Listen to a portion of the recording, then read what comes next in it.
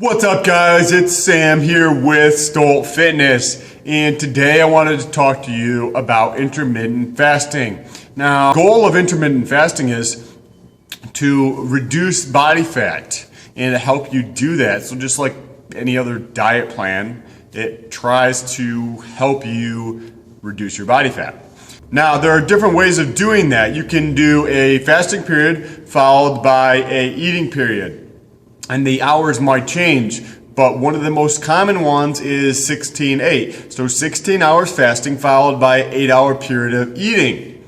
And the data is still out there on this. There's not a lot of research. There's some research on animal, but that does not necessarily translate to humans, and there's a big debate about it. So my initial thoughts are we are going to be getting a lot more data, and we're going to be getting a lot more research over the next few years, 5 to 10 years. But in the meantime, if you can control your calories in a regular day, so say if I'm supposed to eat 3,300 or 3,500 calories a day, and I do that in one day, or I do that in an 8-hour period, what's the difference? I'm still consuming 3,500 calories. So, like I just mentioned, the research is still out to see if that fasting period has health benefits. And we will know probably sometime in the future. More than likely, this is one of those Atkins or any of those other diet plans that you see out there that come and go every couple years. So, we'll find that out in the next couple years.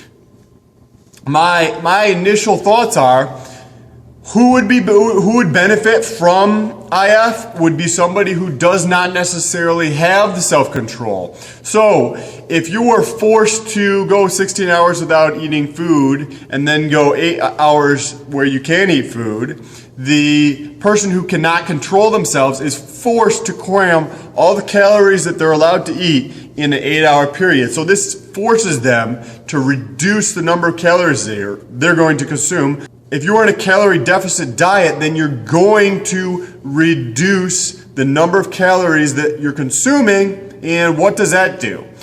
You're going to lose weight, lose fat, okay? So if that person just let themselves eat throughout the day, then they may consume too many calories. So IF would probably be great for this person, not only because it forces them to reduce the number of calories they consume, but also it teaches them self-control. Because in that 16-hour period, I am sure that you're going to get hungry, so it teaches you how to deal with that.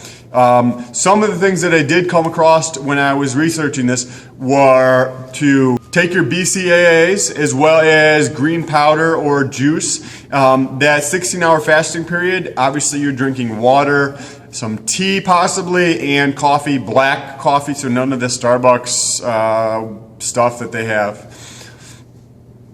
But if you want to try one of these things out to see how it works, might be a good thing. But if you're new to working out, or if you're new to being health conscious, then that time might be better spent focusing on controlling your calories, focusing on the quality of your food, so fibrous greens, complex carbohydrates, lean proteins, those type of things. Also, preparing your meals in advance. And the third thing is exercise, doing something with yourself. So, there are my thoughts on intermittent fasting. Let me know what you think down below in the comments. If you know somebody else who's always trying different diet plans, share this video with them. I'm sure they would appreciate it. Otherwise, press that thumbs up button and subscribe to see other videos like this in the future. And I will see you on the other side.